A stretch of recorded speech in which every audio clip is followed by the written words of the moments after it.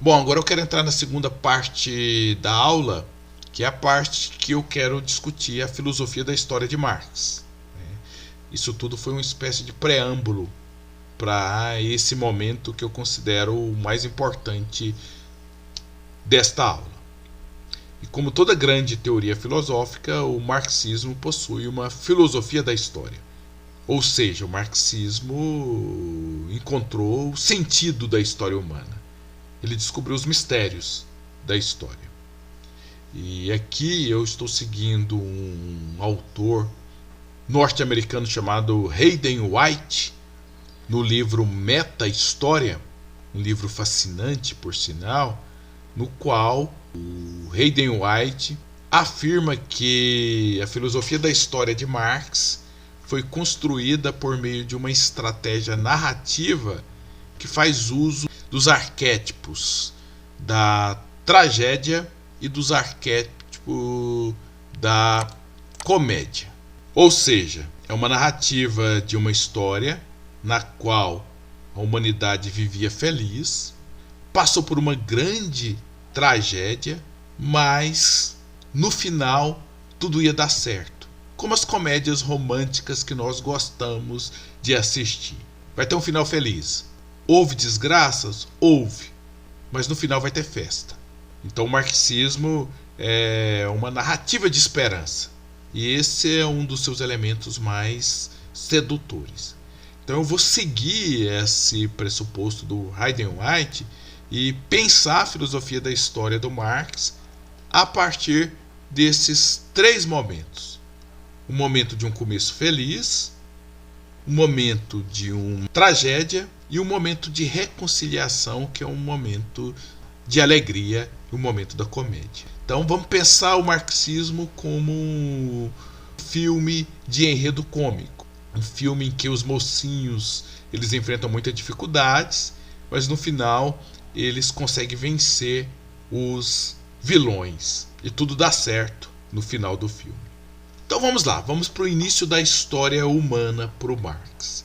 Então num período ainda que é indeterminado, um período que a gente não consegue datar, o Marx e Engels denominaram esse período de comunismo primitivo. O comunismo primitivo foi criado a partir da leitura que eles fizeram dos antropólogos norte-americanos que descreviam o modo de vida dos indígenas nos Estados Unidos. Então, com base nessas leituras, com base em Rousseau, o Marx pintou um quadro no qual os seres humanos primitivos viviam em pequenos grupos nômades de caçadores e coletores. Aqui a gente está numa época antes da invenção da agricultura.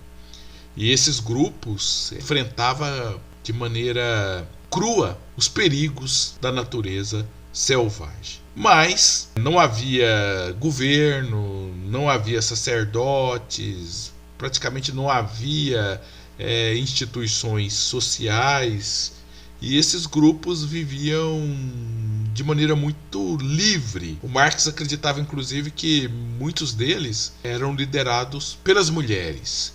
Eram grupos matriarcalistas. Então, longe da figura do caçador ponente com um grande porrete na mão, matando grandes animais, o retrato que o Marx e o Engels fizeram da pré-história humana é um retrato de grupos de pessoas tranquilas, mulheres, velhos, crianças, caçando frutos, pequenos insetos, pequenos roedores. Essa era a dieta básica da humanidade nesse período. E se a gente trazer esse retrato aqui para o Cerrado, com base nas pesquisas aí dos antropólogos, a gente poderia dizer que o alimento básico dessa população pré-histórica era o caramujo. É nos assentamentos que os arqueólogos estudaram, eles descobriram uma quantidade imensa de cascas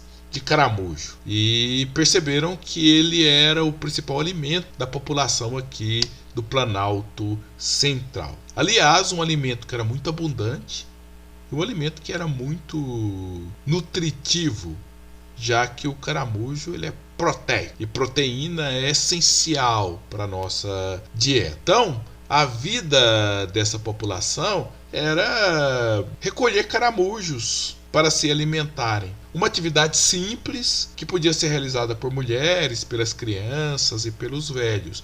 Não era preciso nenhum saber especializado, não era preciso nenhuma força física excepcional para você recolher os caramujos aí debaixo de pedras e debaixo madeira. Então, todos trabalhavam e todos se apropriavam integralmente dos frutos do trabalho. É por isso que o Marx vê a humanidade como una. A humanidade estava unificada em si mesmo, porque não havia divisões. Todos os seres humanos eram iguais. Todos tinham o mesmo estilo de vida. Todos exerciam as mesmas funções. Que o Marx, evidentemente, utiliza o retrato idealizado que o Rousseau fez dos primeiros tempos da humanidade. Só que acontece uma grande tragédia. A primeira tragédia que acontece é o que o Marx chama de divisão sexual do trabalho. Os homens, valendo da sua força física superior, começam a explorar o trabalho das mulheres e das crianças, sobre talvez o pretexto de que eles precisam se dedicar à arte da caça e da guerra. Então os homens colocam as mulheres e as crianças para catarem caramujos para eles. Os homens colocam as mulheres para cozinhar para eles. É a primeira divisão que existe agora na humanidade. A humanidade que era una, todos eram iguais, todas faziam as mesmas coisas, agora ela já está dividida. Mulheres ficam preparando alimentos e os homens ficam treinando para a guerra e para a caça. É a primeira tragédia. A segunda é a divisão intelectual do trabalho. Alguns homens falam que é preciso apaziguar a fúria dos deuses. E esses deuses precisam de ofertas. É preciso sacrifícios, é preciso realizar rituais mágicos de proteção. Então é preciso doar caramujos para esses sacerdotes executarem o seu trabalho. Aí aqui a gente já tem uma outra divisão.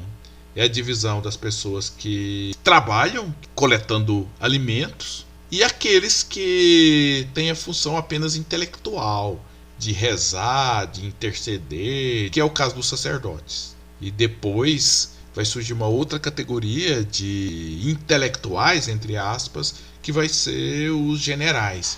Eles vão planejar as guerras, são líderes. Então eles precisam de uma quantidade de caramujos bem maior do que o restante da população. E depois disso, esses privilégios vão provocar o surgimento da propriedade privada. E aqui a gente lembra do Rousseau, quando ele diz que quando o primeiro espertalhão finca as estacas no chão e diz: essa terra é minha, começou a grande tragédia da humanidade. Com a propriedade advém a divisão material do trabalho. Alguns executam funções diferentes.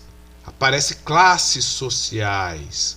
Alguns vão trabalhar manualmente, alguns vão trabalhar na terra e outros vão trabalhar intelectualmente. Uns vão ser camponeses e outros vão ser escribas.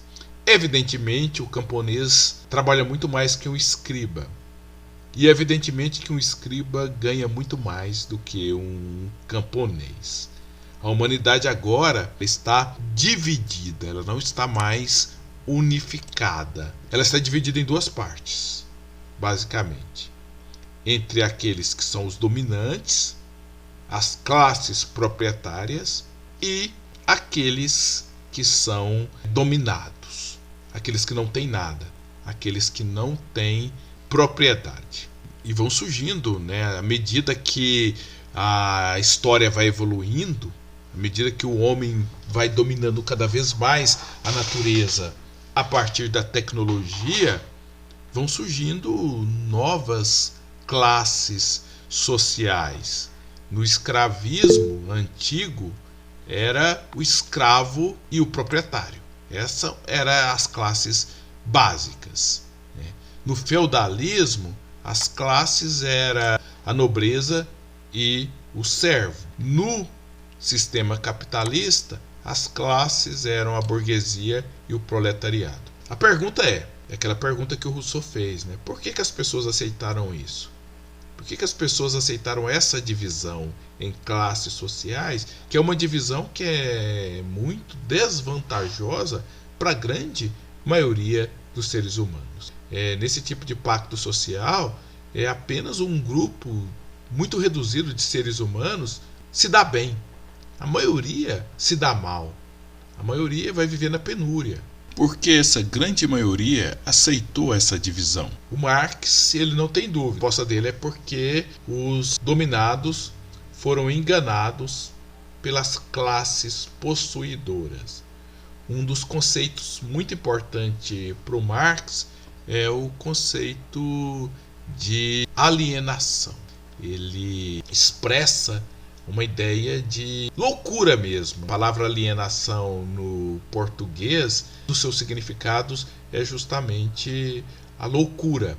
Vocês lembram do conto alienista do Machado de Assis, que aborda a questão da loucura. Você vai produzir bens e entregar esses bens, o fruto do seu trabalho, para outras pessoas, ou no sentido metafórico que nós utilizamos. Você recolhe 100 caramujos num dia e você fica apenas com 3, e 97 vai para o sacerdote, vai para o Estado, vai para um punhado de outras coisas. É uma loucura. Isso é alienação.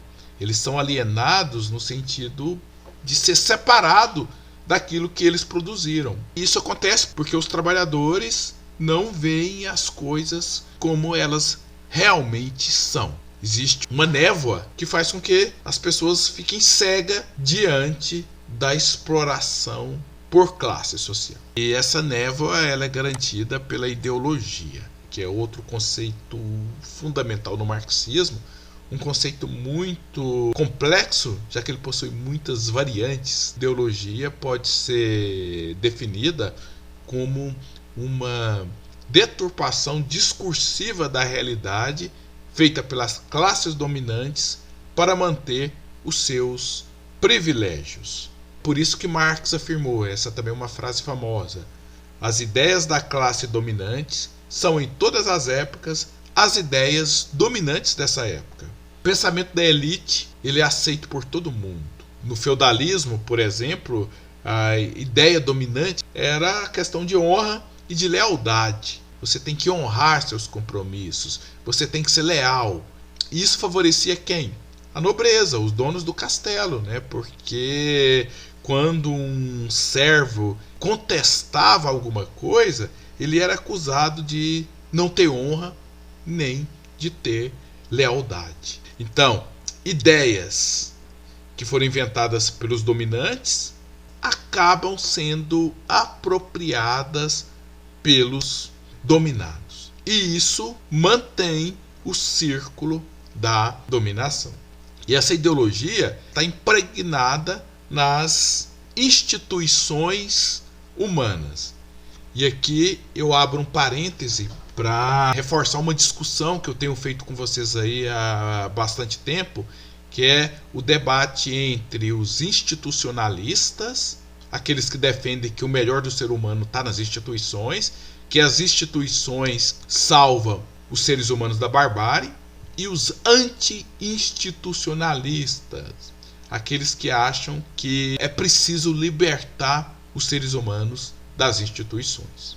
Marx, evidentemente, é um anti-institucionalista, porque na visão dele as instituições estavam contaminadas por interesses ideológicos. O conceito, por exemplo, de direito, o garantidor da harmonia da sociedade, o Marx vai mostrar que A justiça é cega, né? Mas é cega no mau sentido, porque ela não vê a realidade das coisas. Essa ideia de que a justiça é imparcial é uma ideologia, porque na prática o direito ele sempre privilegiou os detentores do poder. No Brasil escravocrata, por exemplo, um homem livre ele jamais podia ser punido com açoites em público. Mas um escravo, um mestiço, um pobre, podia ser amarrado no pelourinho e ele podia ser açoitado publicamente. E por que acontecia isso? Porque o direito ele defende aqueles que são proprietários. E essa dominação ela é feita discursivamente. Você cria estratégias discursivas que mascara essas coisas. Então o pobre que não trabalha, ele é o quê? Vagabundo. O rico que não trabalha, ele é estudante, ele é empreendedor, mas ele não é vagabundo. São estratégias ideológicas. O Marx mostra o surgimento dessas leis contra a vadiagem, que são leis contra os pobres. Quando elas surgiram? Elas surgiram justamente no capitalismo, em que precisava estimular o trabalho das pessoas. E naquele momento, as pessoas falavam, mas por que eu tenho que trabalhar? Essa ideia de trabalho, ela não estava impregnada ainda. Não preciso trabalhar, eu não quero trabalhar, para mim é melhor ficar pedindo esmola. E a mendicância, ela não era vista na Idade Média com maus olhos. A mendicância era uma forma dos ricos praticar caridade, uma forma deles irem para o céu até. E no capitalismo, como o salário era muito irrisório, o trabalho era muito difícil, um trabalho repetitivo, monótono, pouco atraente, então muitas pessoas falam, não vou trabalhar nessas fábricas. E por isso que criaram leis contra a vagabundagem. Que você poderia açoitar, você poderia prender, você poderia até marcar com ferro aquelas pessoas que simplesmente não queriam trabalhar. Direito ao ócio. E o Estado para o Hegel, né, expressava o espírito objetivo. O Estado era o garantidor da ordem, era o garantidor do progresso. Então, desde os iluministas até os historicistas, o Estado era o meio de uma organização eficiente e justa da humanidade. A ideia é que o Estado era de todos. O Estado é manifestação do espírito humano. O Marx vai ser um dos primeiros a fazer, os anarquistas também fizeram essa crítica, mas o Marx vai ser um dos primeiros a mostrar o Estado como instrumento de dominação, já que ele tinha como a sua função principal garantir a propriedade. E essa defesa da propriedade ela é tão poderosa, né, que na prática, e aqui voltando ao direito novamente, eu posso até matar alguém em caso de invasão da propriedade. Se eu provar que aquele indivíduo estava entrando indevidamente na minha residência, é muito provável que eu não seja punido por esse tipo de crime, mesmo que esse crime seja o homicídio. Nem a religião está livre das ideologias. A religião, para o Marx, ela faria os pobres aceitarem o seu destino, né? Aceitar as desigualdades sociais em troca de uma vida melhor depois da morte. E o retrato mais cru de uma religião legitimando ideologias é o sistema de castas sociais na Índia. Estou pensando aqui nos intocáveis. Eles são intocáveis não porque eles são poderosos. Eles são intocáveis porque ninguém toca neles, porque eles trabalham limpando esgotos. Eles estão todos sujos de fezes. Eles podem transmitir doenças. Tudo isso e é justificado religiosamente. E nem a ciência, né? A ciência que para os positivistas era a instituição capaz de trazer a verdade sobre o mundo, o Marx concebe a ciência como manipulada por interesses de classe. A filosofia grega, por exemplo, né, a matriz primeira da ciência humana, ela defendia a escravidão. E ela defendia a escravidão não porque a escravidão é o certo, não porque isso é uma decisão racional e científica, mas porque os filósofos eram proprietários de escravos. Eles estavam defendendo o seu interesse. Da mesma forma que no século XIX a ciência defendeu a inferioridade racial dos negros e mestiços. E eles não fizeram isso por causa de descobertas científicas. Eles fizeram isso porque eles eram brancos e era muito conveniente que os brancos fossem considerados superiores aos mestiços. Então, o Marx vê o direito, o Estado, a religião, a ciência como aparelhos ideológicos. É uma expressão que vai ser usada depois. Então, aquela crença de que as instituições melhoram o mundo, para o Marx, ela era uma falácia. As instituições pioram o mundo porque elas estão contaminadas por interesses espúrios.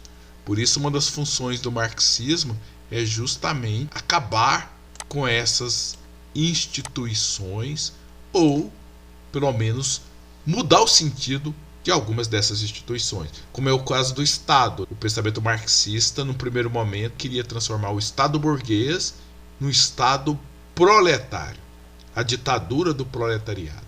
Mas lá para frente, esse Estado seria abolido. As leis seriam abolidas porque não tinha razão de ter leis, não tinha razão de repressão.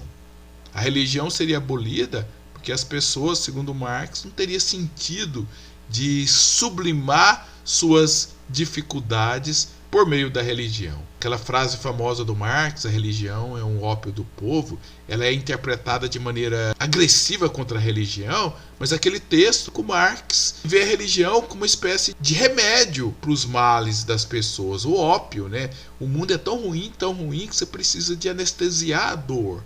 Então você precisa daquilo como uma espécie de um analgésico para o seu sofrimento. E na sociedade que o Marx estava imaginando, não teria necessidade desse tipo de analgésico, porque não teria esse tipo de dor. Bom, continuando aqui a nossa discussão sobre a filosofia da história do Marx, eu vou falar agora mais especificamente do modo de produção.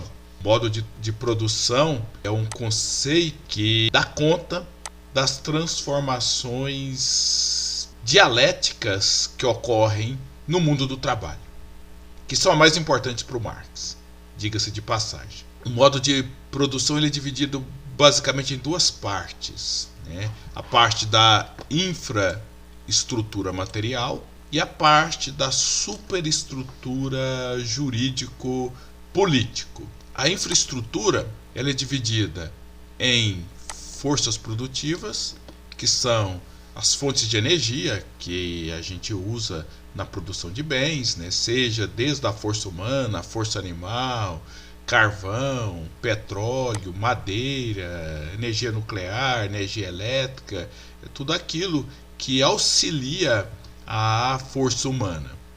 As máquinas, a tecnologia, né? Desde o arado até o computador, e conhecimentos científicos que são utilizados na produção, como, por exemplo, técnicas de manejo de animais, técnicas de plantação, tudo isso entra como forças produtivas.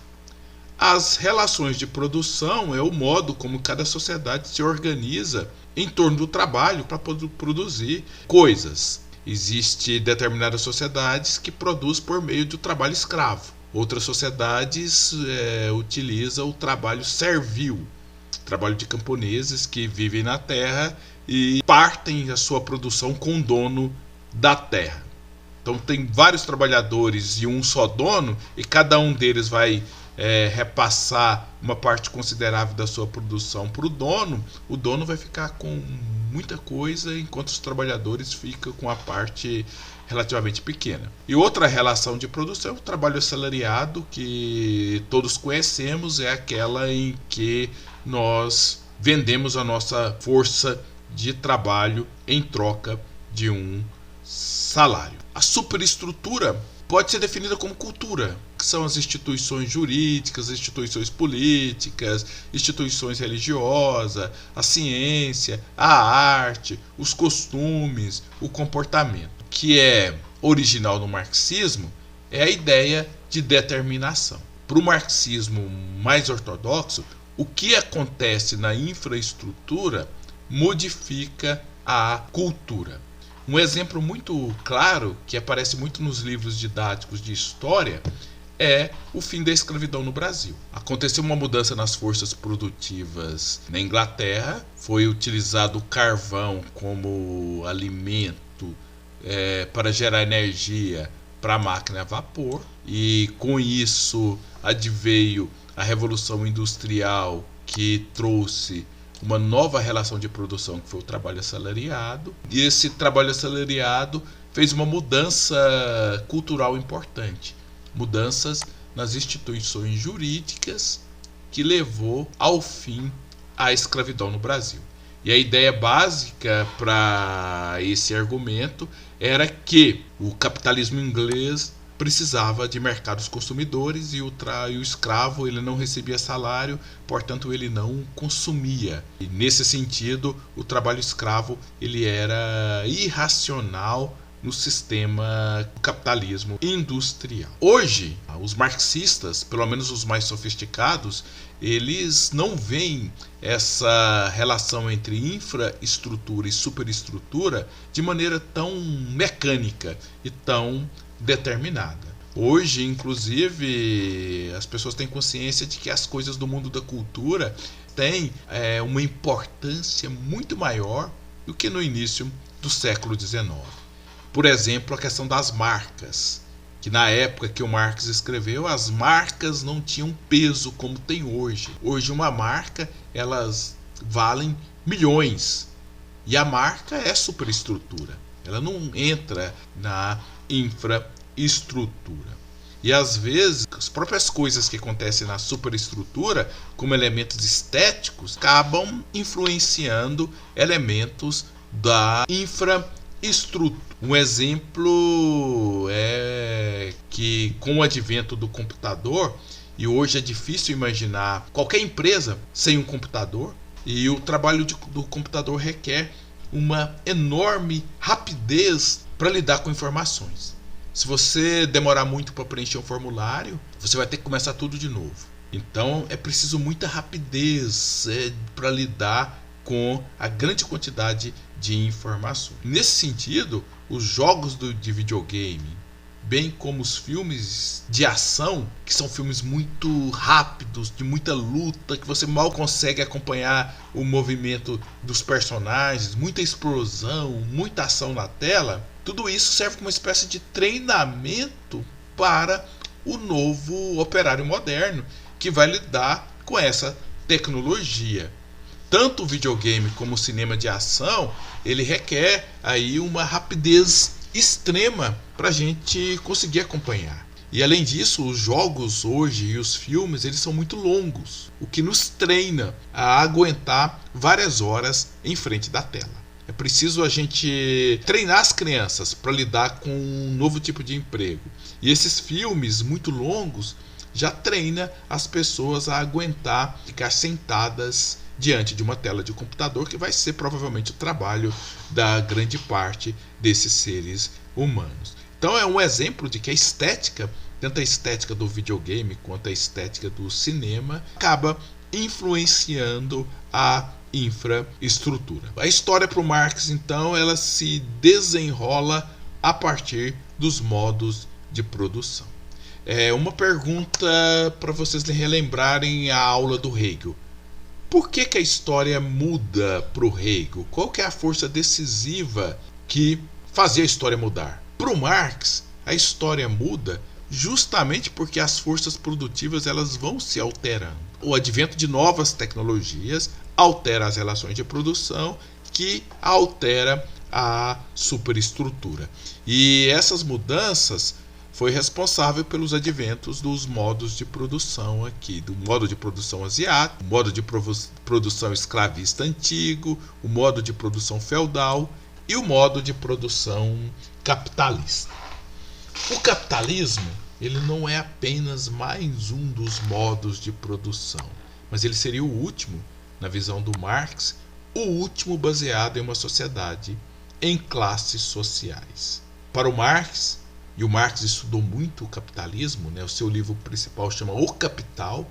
Para o Marx, o capitalismo possui uma aparência robusta e ele reconhece que o capitalismo realizou grandes progressos econômicos. As maravilhas do capitalismo ultrapassam muito as antigas maravilhas do mundo antigo. Só que o capitalismo possuiria sérias contradições e essas contradições seriam responsáveis para determinar o seu fim. A primeira dessas contradições é entre abundância e miséria. Nunca se produziu tanta riqueza, mas nunca se viu tanta miséria. Aqui o Marx está falando da sua época, a época das cidades industriais inglesas da segunda metade do século XIX. Nos outros modos de produção anteriores, as crises eram resultadas de escassez, de falta de comida. Teve uma doença que atingiu a Irlanda no século XIX, e essa doença atingiu as batatas. E a batata era a base da comida dos pobres. É tão a base da comida dos pobres que a gente chama batata inglesa, porque os ingleses viviam praticamente à custa de batata, de batatinha. E essa doença ela afetou as plantações e gerou uma grande fome e milhares de irlandeses morreram. Mais de 1 milhão morreram de fome, morreram de falta de alimentos. Esse é um retrato das crises que aconteciam em sociedades pré-capitalistas, ou no caso da Irlanda, uma sociedade que estava em transição entre o capitalismo e uma economia tradicional. Mas no capitalismo, as crises acontecem não por escassez, elas acontecem por excesso de produção. A maior crise do capitalismo, a crise de 1929, foi resultado da superprodução de mercadoria. É uma ideia que parece surreal. Pobreza gerada pela abundância. Tem uma citação no livro Nova História Crítica, um livro do Mark Schmidt, e ele faz uma representação aí de um diálogo que é muito importante para a gente entender a crise de 1929. O diálogo é o seguinte: mamãe, estou com fome. Por que não tem pão? Porque seu pai foi despedido da padaria onde ele trabalhava. Por que mandaram ele embora? Por causa da crise. Por que tem crise? Porque tem pão demais. Então, esse diálogo trata o paradoxo do capitalismo. E esse paradoxo realmente ele se concretizou, e em 1929 o capitalismo correu sério risco de ser destruído. Se não fosse o fascismo e se não fosse o estado de bem-estar social do New Deal, provavelmente o capitalismo não iria conseguir sobreviver a essa grave crise. Outra grande contradição do capitalismo é a incompatibilidade entre o valor de uso e o valor de troca. No capitalismo, o valor de troca das mercadorias, o valor de troca é o valor que você compra as mercadorias, não reflete o valor de uso. O que seria o valor de uso? A utilidade social da mercadoria. Para que serve uma mercadoria? E geralmente o valor de uso é mensurado pelo tempo gasto para você produzir uma determinada mercadoria. Na lógica, seria o seguinte: quanto mais complexa uma mercadoria, quanto mais tempo você gasta para produzi-la, mais cara ela seria. Então, maior o valor de uso, maior o valor de troca. Só que não é bem assim que a coisa funciona. Na verdade, não é assim. Tem um texto, para mim, um dos textos mais fascinantes do Capital, que chama O Fetiche da Mercadoria, e o Marx defende a ideia de que as mercadorias nos deixam enfeitiçados, e isso nos impede de ver o seu valor real, o seu valor de uso. Por isso que tem pessoas que pagam mais de 7 mil numa calça jeans, sendo que não tem nenhuma justificativa em termos de complexidade de produção. Nós ficamos apenas enfeitiçados com a marca. É um jacarezinho numa roupa, faz com que ela custe 10, 15 vezes mais do que outra similar. Como disse o Marx, a desvalorização do mundo humano aumenta em proporção direta com a valorização do mundo das coisas. Quanto mais mercadorias, menos humanidade, no sentido de valorização do humano. Ou como disse lá o Tyler Durden, do filme O Clube da Luta: no capitalismo, as coisas que você possui acabam um dia possuindo você.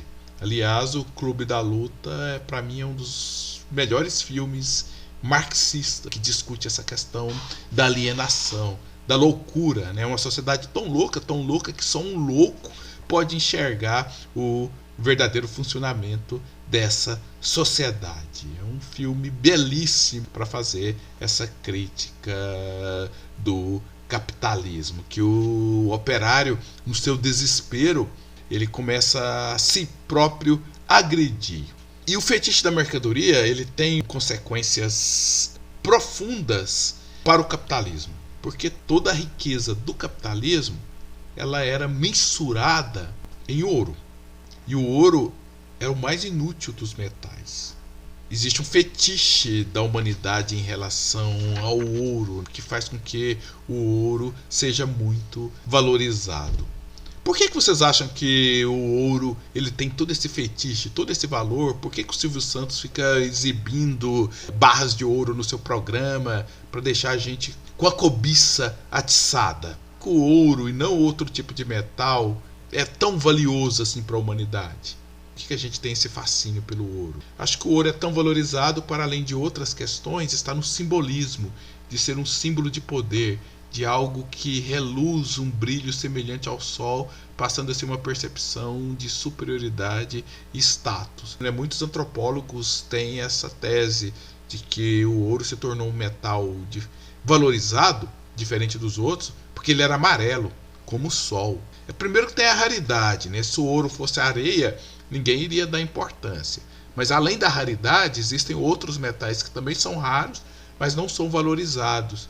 E o ouro tem justamente esse lado de simbologia religiosa que nos fascina. Na verdade, o Weber e outros antropólogos talvez estão certos, né? Quase tudo que existe na nossa sociedade, de certa forma, se explica pela religião. A religiosidade primitiva tem uma força simbólica muito grande em cima de nós. E até o fetiche pelo ouro pode ter um fundo de veneração religiosa, né? Quando um faraó colocava então uma coroa de ouro na cabeça, ele saía reluzente daquele sol do deserto africano.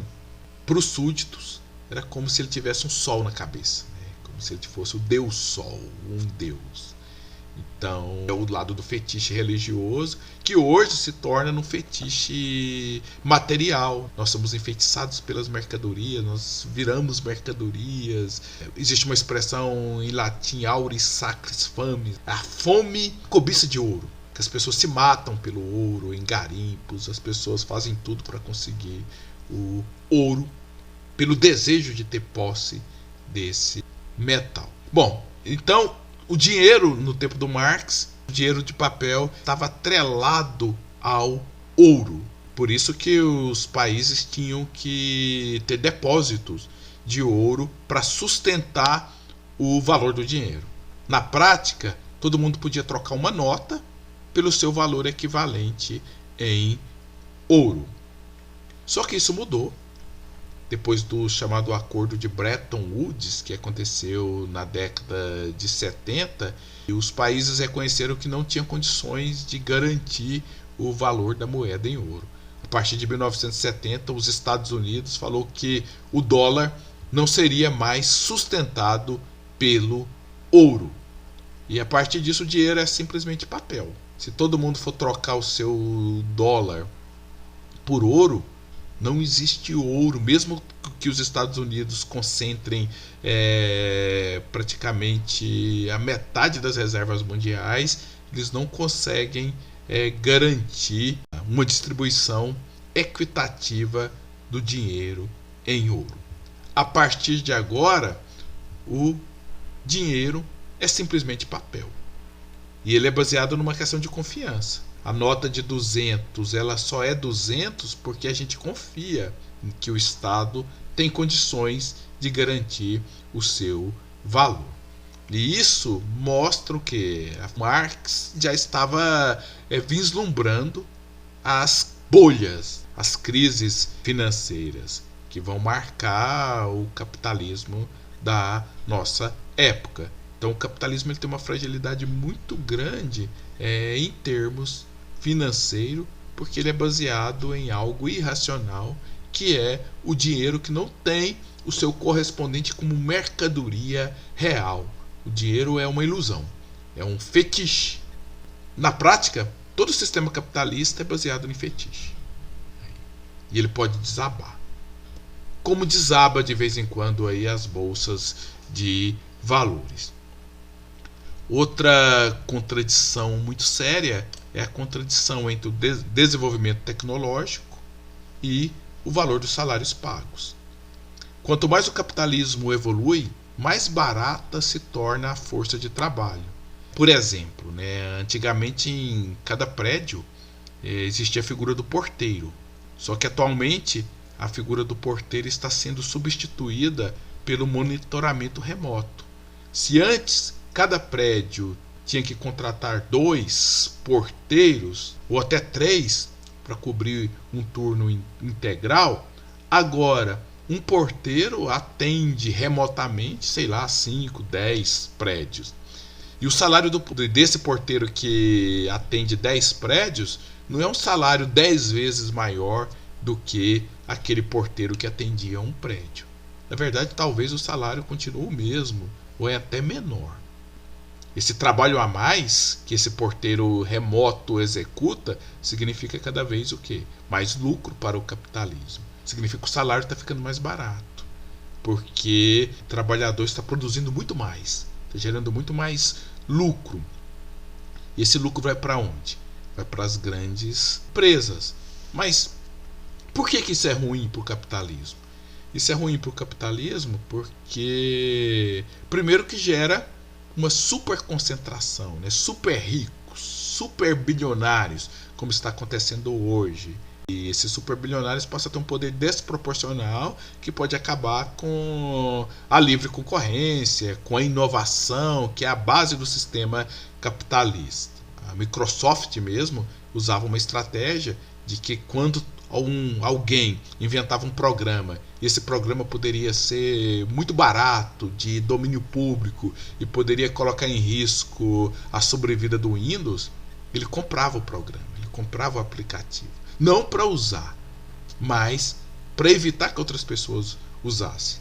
Então isso acaba retirando a dinamicidade do capitalismo.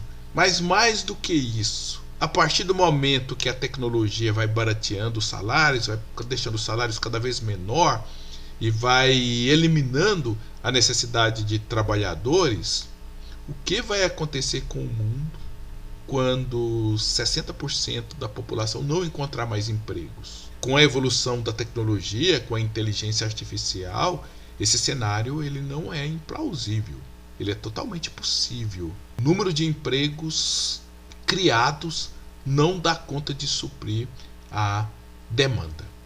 E se não houver pessoas empregadas, quem vai comprar mercadorias? Será que essa massa de desempregados vai suportar passivamente a exclusão?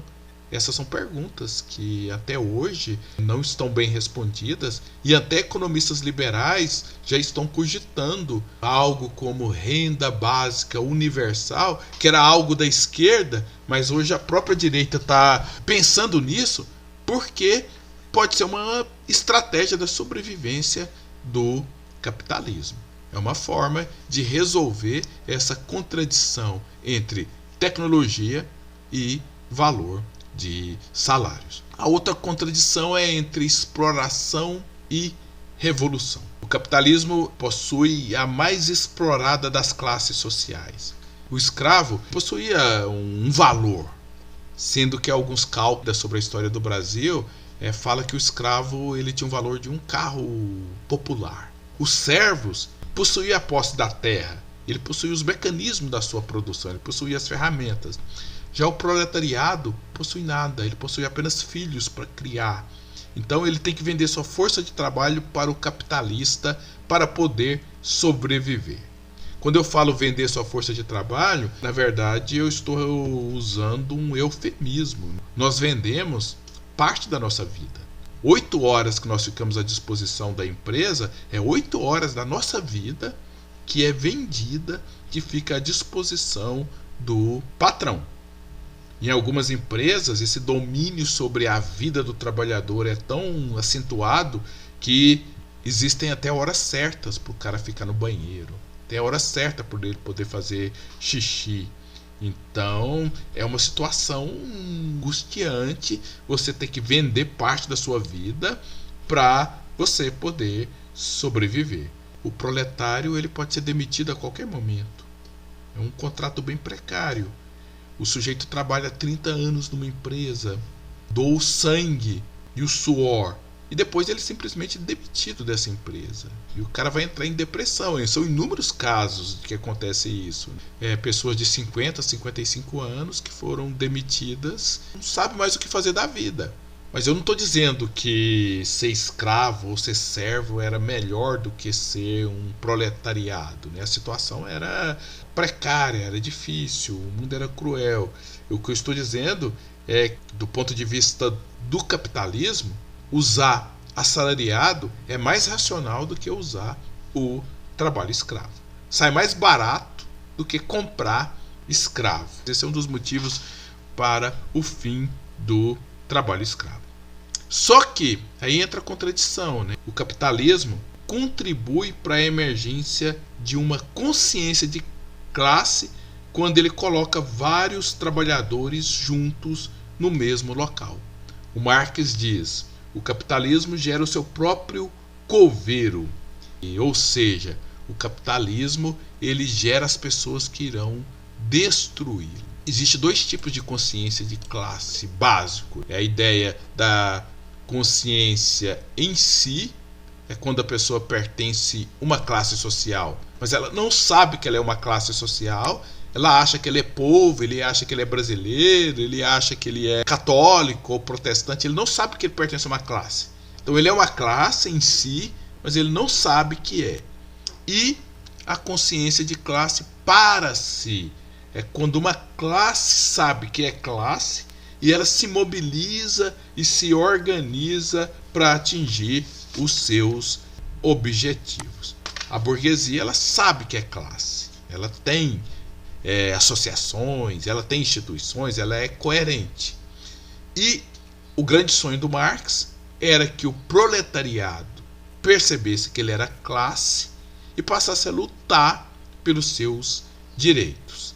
Isso porque os proletários eles não têm nada a perder, eles não tinham propriedades, então eles tinham tudo a ganhar. É uma frase famosa do Manifesto Comunista. A única coisa que os trabalhadores têm a perder são as suas correntes, são seus grilhões. Então, Marx confiava muito que os trabalhadores fizessem uma revolução. E essa é a contradição que iria acabar com o capitalismo, a contradição entre revolução e exploração. Só para comentar, se você falando que o capitalismo cava sua própria cova, né? Só que o problema é que, sendo um pouco pessimista, né? Ele sempre consegue se reinventar, né? Não sei, parece, é o que o Weber fala, a gente tá numa jaula de ferro, né? Sim, que eu estou mostrando a narrativa do Marx. Eu estou contando a história que ele contava e como ele pensava.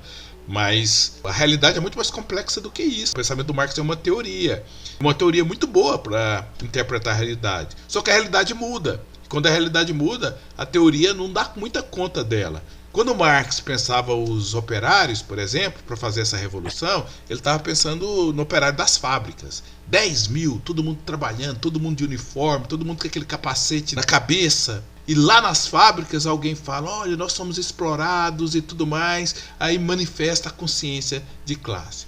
Só que hoje, quem que é o operário? O operário é a moça que trabalha no shopping. Toda bonitinha, toda cheirosa. É o menino que trabalha numa loja vendendo carro. Ele tem um carrinho. Ele não se sente operário porque ele consome coisas diferentes.